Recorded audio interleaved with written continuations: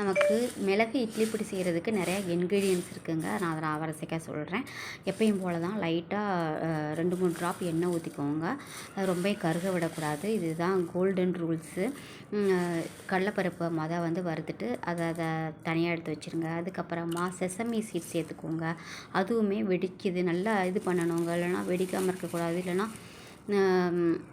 Fry பண்ணியும் fry பண்ணாமையும் இருக்கக்கூடாது. நல்லாவே அந்த வாடை நமக்கு வர்றது தெரியும்.